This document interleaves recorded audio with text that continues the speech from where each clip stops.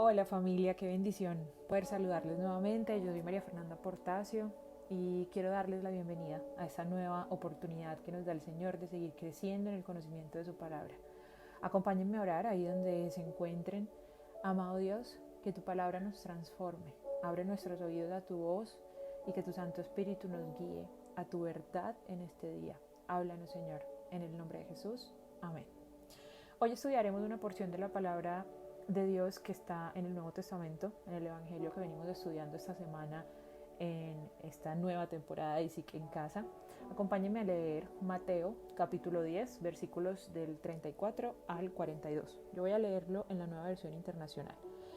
Dice: No crean que he venido a traer paz a la tierra. No vine a traer paz, sino espada, porque he venido a poner en conflicto al hombre contra su padre, a la hija contra su madre, a la nuera contra su suegra. Los enemigos de cada cual serán los de su propia familia. El que quiere a su padre o a su madre más que a mí no es digno de mí. El que quiere a su hijo o a su hija más que a mí no es digno de mí. Y el que no toma su cruz y me sigue no es digno de mí. El que se aferra a su propia vida la perderá, y el que renuncia a su propia vida por mi causa la encontrará. Verso 40. Quien los recibe a ustedes me recibe a mí, y quien me recibe a mí recibe al que me envió. Cualquiera que recibe a un profeta por tratarse de un profeta, recibirá recompensa de profeta, y el que recibe a un justo por tratarse de un justo recibirá recompensa de justo. ¿Y quién dé siquiera un vaso de agua fresca a uno de estos pequeños por tratarse de uno de mis discípulos, les aseguro que no perderá su recompensa? Jesús es quien está hablando en este texto, y miren lo importante que es entender el contexto de lo que leemos en la Biblia, porque si leyéramos esto sin saber a quién habla y bajo qué escenario, no tendría mucho sentido pensar que aquel que es llamado por el profeta Isaías, príncipe de paz, esté diciendo de sí mismo, como dice el verso 34, no crean que he venido a traer paz a la tierra, sino que no vine a traer paz, sino espada. Para los que han venido muy juiciosos escuchando los audios de estos días anteriores, puede tener un poco más de sentido esta porción de la palabra, pero igual si es la primera vez que estás escuchando estos audios, quiero contarte un poco de lo que se trata y por qué Jesús está diciendo lo que está diciendo en esta parte del libro de Mateo. El capítulo 10 de Mateo inicia con la elección de los 12 discípulos, de los 12 apóstoles. Hombres que en la traducción de la palabra significa literalmente aquellos que fueron enviados. Apóstol es una palabra para mensajero o embajador. Desde el verso 16 de este capítulo 10, Jesús prepara a estos enviados para la persecución. Les dice lo que va a suceder en los lugares a los que ellos van a llegar, lo que sucederá por su causa, y empieza a darles indicaciones de lo que deberán hacer. En el versículo 22 dice: por causa de mi nombre todo el mundo los odiará, pero el que se mantenga firme hasta el fin será salvo. Un panorama poco alentador desde el punto de vista humano, ¿no? El alcance de la persecución llegará incluso entre familias, de ciudad a ciudad. Este es el contexto en el que Jesús les está hablando a sus discípulos, a sus apóstoles. Palabras más, palabras menos, les está diciendo: esto es lo que hay. ¿Lo toman? Y hoy te quiero preguntar a ti: ¿lo tomarías? Es sin duda una pregunta muy difícil cuando nos enfrentamos día a día a un cristianismo en el que buscamos algo de Dios más que a Dios mismo. ¿Estarías dispuesto a renunciar a tu propia vida por la causa de Cristo? El mensaje que trajo Jesús a la tierra es sin duda un mensaje de paz, pero es un mensaje que llama al individuo a un compromiso radical con Jesús, al punto de poner divisiones entre los que lo aceptan y los que lo rechazan. Por eso Jesús le dice a sus discípulos: he venido a traer espada. En otras traducciones dice conflicto.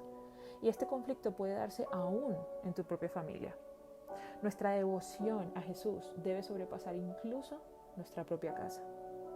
Toma su cruz y sigue en pos de mí. Cuando Jesús se refiere a esto, está diciendo que el discípulo debe seguir a Jesús aún hasta el lugar de tomar su cruz.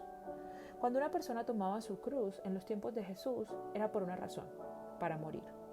La cruz antigua romana no era negociable, no se comprometía, no hacía tratos. No había vuelta atrás cuando tomabas la cruz. Y tu única esperanza está en la vida de resurrección. ¿Te imaginas lo que esta afirmación debió significar para los discípulos en ese momento? Ellos entendían la relación con la cruz y la muerte, no como la entendemos nosotros hoy en relación a la resurrección de Jesús. Su cruz, tu cruz no es realmente tu problema o prueba particular. La cruz significa una cosa y no es negociable: muerte a sí mismo, pero vida de resurrección en Dios. El que haya su vida la perderá, y el que pierde su vida por mi causa la hallará. El discípulo vive en una paradoja. Él solo puede encontrar su vida si la pierde, y solo puede vivir al morir. Solo puedes experimentar el poder de la resurrección si mueres. Sin muerte no hay cómo. Y ese morir sobrepasa lo humano. Cuando Pablo, que es uno de esos discípulos que vivió como tal y padeció persecución por causa de Cristo, aun cuando no hizo parte de estos de los que habla Mateo en la selección de los 12, ni anduvo con Jesús mientras éste caminó por la tierra. Cuando Pablo atravesó de las diferentes circunstancias específicas asociadas a la persecución por la causa de Cristo, él entendió muy bien lo que era esa paradoja. Y por eso en Filipenses 1:21 dice: para mí el vivir es Cristo y el morir es ganancia. Los últimos 2 versos de este capítulo 10 hablan de la recompensa para aquellos que, en contraste con los perseguidores, reciben a los discípulos de Jesús. La recompensa del que pierde la vida a causa de Cristo es la vida misma en Él. Y para aquel que recibe a uno de sus enviados es recibirle a Él mismo. El que da algo tan simple o mínimo como un vaso de agua a uno de sus apóstoles o enviados, recibe como recompensa algo mayor. Incluso las obras amables que parecen insignificantes, hechas para el pueblo de Dios, son muy significativas ante sus ojos. Estos pequeños de los que habla el pasaje ciertamente incluye a aquellos apóstoles, profetas y hombres justos. Todos aquellos pequeños que menciona la palabra son pequeños porque son objeto de enemistad del mundo para quienes los rechazan, pero traen algo mucho más grande para quienes los reciben. Familia, el estar tan concentrados y afanados por las cosas terrenales nos hace perder de vista realmente lo importante e ir detrás de aquello que nos dará una recompensa eterna. Pensamos que vivir es solo la vida en lo natural, el día a día en la tierra, pero en Cristo el vivir es eterno y trae aún más beneficios terrenales que perdemos de vista porque nos cuesta mucho pensar que debemos morir primero a nuestros deseos de aquí y ahora. Seguir a Jesús o servirle va más allá de lo que podemos siquiera imaginar. No opera en nuestra lógica humana, pero sin duda trae una promesa de vida que debemos abrazar. Señor Jesús, gracias por tu cruz, por la recompensa que hay en ella, por lo que representa hoy para nosotros esa esperanza de perder la vida como la conocemos para vivir en ti, en tu poder.